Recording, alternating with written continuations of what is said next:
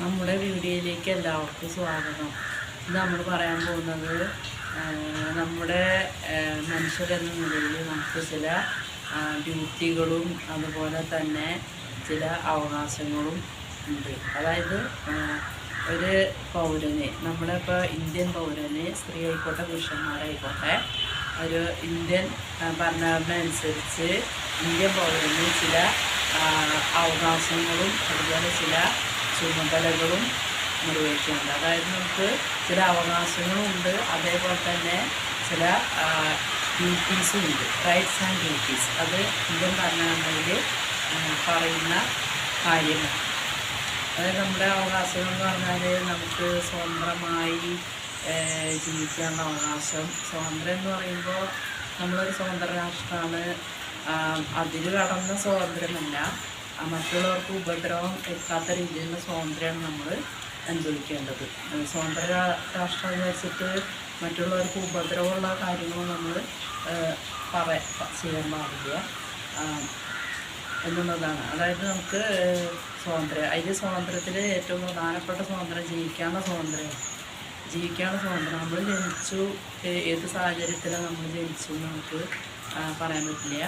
നമ്മൾ ജനിച്ചു കഴിഞ്ഞാൽ പിന്നെ ഏത് കഷ്ടപ്പാടുണ്ടെങ്കിലും സുഖങ്ങളുണ്ടായാലും സുഖങ്ങളുണ്ടായാലും അത് അതിജീവിച്ചുകൊണ്ട് നമ്മൾ മുന്നോട്ട് പോവുക. നമുക്ക് മരിക്കാനുള്ള അവകാശമില്ല, നമ്മുടെ ഭരണഘടനയിൽ മരിക്കാനുള്ള അവകാശമില്ല, ജീവിക്കാനുള്ള അവകാശമില്ല. അതായത് എന്ത് ബുദ്ധിമുട്ടുകളുണ്ടായാലും നമ്മൾ തരണം ചെയ്ത് മുന്നോട്ട് പോവുക. ഏറ്റവും പ്രധാനപ്പെട്ട അവകാശമാണ് ജീവിക്കാനുള്ള അവകാശം. പിന്നെ നമുക്ക് സ്വത്ത് സമ്പാദിക്കാനുള്ള അവകാശം, ഇഷ്ടമുള്ള തൊഴിലെടുക്കാനുള്ള അവകാശം, അങ്ങനെ കുറേ അവകാശങ്ങളുണ്ട്.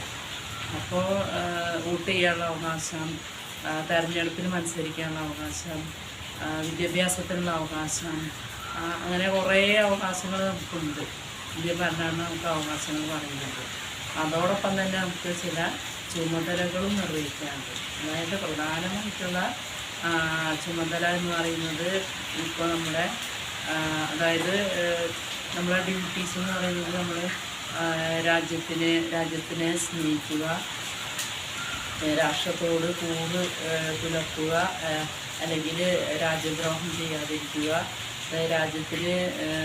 രാജ്യത്തിൻ്റെ ഐക്യത്തിനും അഖണ്ഡതയ്ക്കും വേണ്ടിയിട്ട് നമ്മൾ ഒറ്റക്കെട്ടായി നിൽക്കുക, രാജ്യത്തെ സ്നേഹിക്കുക, രാജ്യസ്നേഹമുള്ളവരായി മാറുക.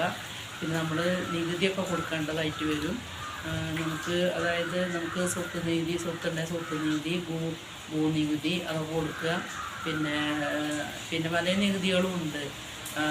അതായത് നമ്മൾ സാധനം മേടിക്കുമ്പോഴുള്ള നികുതിയുണ്ട്, ഭൂനികുതി ഉണ്ട്, കെട്ടിട നികുതി ഉണ്ട്, വാഹന നികുതി, വാഹനങ്ങൾ ഉണ്ടെങ്കിൽ വാഹന നികുതി, എന്തെല്ലാം നികുതികൾ ടാക്സ് നമുക്കുണ്ടോ രാജ്യത്ത്, നമ്മൾ എന്തൊക്കെ സൗകര്യങ്ങൾ അനുഭവിക്കുന്നുണ്ടോ അതിനുള്ള നികുതി, ആ നികുതി നമ്മൾ കറക്റ്റായിട്ട് കൊടുക്കുക. നികുതി കുടിശ്ശികയായിട്ട് വെക്കാതെ കറക്റ്റായിട്ട് ഒരു അക്കാദമിക് ഇയർ, അതായത് ഏപ്രിൽ 1 മുതൽ മാർച്ച് 31 വരെയാണ് ഒരു അക്കാദമിക് ഇയർ അല്ല, അത് വിദ്യാഭ്യാസത്തിൻ്റെ ഇയറാണ്.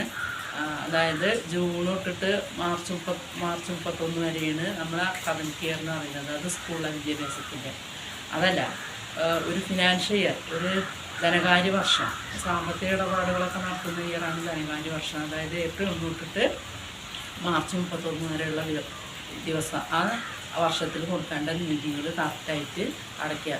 കെട്ടിട നീതിയും ഭൂനീതിയൊക്കെയാണ് കറക്റ്റായിട്ട് വരിക. പിന്നെ നമ്മൾ സാധനങ്ങളൊക്കെ മേടിക്കുമ്പോഴുള്ള നികുതി, അതായത് പ്രത്യക്ഷ നികുതിയുണ്ട്, പരോക്ഷ നികുതിയുണ്ട്. പ്രത്യക്ഷ നികുതി എന്ന് പറയുമ്പോൾ നമ്മളെ വരുമാന നികുതി, ഇൻകം ടാക്സ് എന്ന് പറയും. അതുപോലെ കെട്ടിട നികുതി, സ്വത്ത് നികുതി, ഭൂനികുതിയൊക്കെ ഇൻകം ടാക്സിൽ അതൊക്കെ ഡയറക്റ്റ് ടാക്സ്, അതായത് പ്രത്യക്ഷ നികുതിയിൽ വരും, നേരിട്ട് കൊടുക്കുന്ന നികുതി. പരോക്ഷ നികുതി എന്ന് പറയുമ്പോൾ നമ്മൾ സാധനങ്ങൾ മേടിക്കുമ്പോൾ സെയിൽസ് ടാക്സൊക്കെ, സാധനങ്ങൾ മേടിക്കുമ്പോൾ വിൽക്കുമ്പോഴൊക്കെ ഉള്ള ടാക്സാണ് പരോക്ഷ നികുതി. അത് ആ സാധനങ്ങൾ മേടിക്കുമ്പോൾ നമ്മൾ നികുതി കൊടുക്കുന്നത്, അത് പരോക്ഷ നികുതി. അപ്പോൾ നമ്മൾ നികുതി കൊടുക്കുക എന്നുള്ളത് നമ്മുടെ ഒരു പ്രധാന ഡ്യൂട്ടിയാണ്. രാജ്യത്തെ സ്നേഹിക്കുക എന്നുള്ളൊരു ഡ്യൂട്ടിയാണ്. അതിലും ഏറ്റവും പ്രധാനപ്പെട്ട വേറെ ഡ്യൂട്ടി ഉണ്ട്, നമ്മുടെ രക്ഷിതാക്കളെ സംരക്ഷിക്കുക, നമ്മുടെ കുടുംബത്തെ നോക്കുക എന്നുള്ളത് നമ്മുടെ ഒരു ഡ്യൂട്ടിയാണ്. അതായത് ഇപ്പോൾ നമ്മൾ ഒരു ഫാമിലിയെ ജീവിക്കുമ്പോൾ അച്ഛനും അമ്മയും മക്കളാണ് അത് മക്കളെ സംരക്ഷിക്കുക, അവർക്ക് 18 വയസ്സ് വരെ വിദ്യാഭ്യാസം കൊടുക്കാനുള്ള ചെലവുകൾ നമ്മൾ ചെയ്യുക, കുട്ടികളെ നല്ല രീതിയിൽ സംരക്ഷിച്ച് വളർത്തുക എന്നുള്ളത് ഒരു ഡ്യൂട്ടിയാണ്. പിന്നെ നമ്മളെ മാതാപിതാക്കളോട് നമ്മൾ സ്നേഹം കാണിക്കുക, അവർക്ക് വേണ്ട കാര്യങ്ങൾ ചെയ്യുക, പ്രായമായവരെ സംരക്ഷിക്കുക. ഇപ്പോൾ നമുക്കറിയാം മനുഷ്യർ ഇപ്പോൾ വയ്ക്കുമ്പോൾ നമ്മൾ പല കാര്യങ്ങളും നമ്മൾ കൈയുണ്ട് കാലുണ്ട് നടക്കാൻ പറ്റുന്നൊക്കെ വിചാരിച്ചിട്ട് നമ്മൾ ഒരു ആരെ ആശ്രയം നമ്മൾ സെൽഫ് സഫിഷ്യൻ്റാവും. പിന്നെ നമുക്ക് വയ്യാത്തൊരു വാർദ്ധക്യം എന്നുള്ളൊരവസ്ഥ വരും. വാർദ്ധക്യം എന്നുള്ളൊരവസ്ഥ വരുമ്പോൾ നമുക്ക് മറ്റുള്ളവരെ ആശ്രയിക്കേണ്ടി വരും.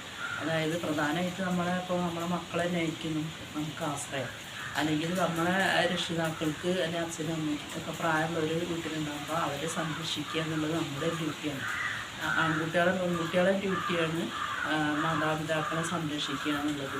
അപ്പോൾ അവർ നോക്കട്ടെ ഇവർ നോക്കട്ടെ എന്നുള്ള വാശി പിടിക്കാതെ എല്ലാവരും ഒത്തൊരുമിച്ചിട്ട് മാതാപിതാക്കളെ സംരക്ഷിക്കുക. അപ്പോൾ നമ്മൾ പ്രധാനമായിട്ടും ഇപ്പോൾ രക്ഷിതാക്കളെയൊക്കെ വൃദ്ധസദനങ്ങളിലൊക്കെ കൊണ്ടുവരുന്നൊരു കാലഘട്ടത്തിലാണ് നമ്മൾ ജീവിക്കുന്നത്. അത് ഒരിക്കലും ചെയ്യരുത്.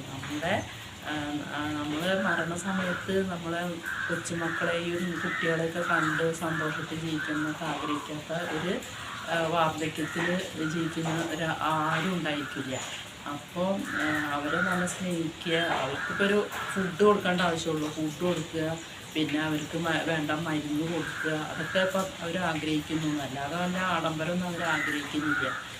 3 നേരം ഭക്ഷണം വസ്ത്രം പാർപ്പിട അത്യാവശ്യമായിട്ട് അവർക്ക് വേണ്ടുള്ളൂ, അതൊക്കെ ചെയ്തു കൊടുക്കുക, അവരെ സന്തോഷമായിട്ട് അവരായിട്ട് ജീവിക്കുക എന്നുള്ളത്. അതായത് നമ്മുടെ വീഡിയോ ഇവിടെ അവസാനിക്കുന്നു. അടുത്ത വീഡിയോ വരുന്നത് വരെ എല്ലാവർക്കും ടാറ്റ ബൈ ബൈ.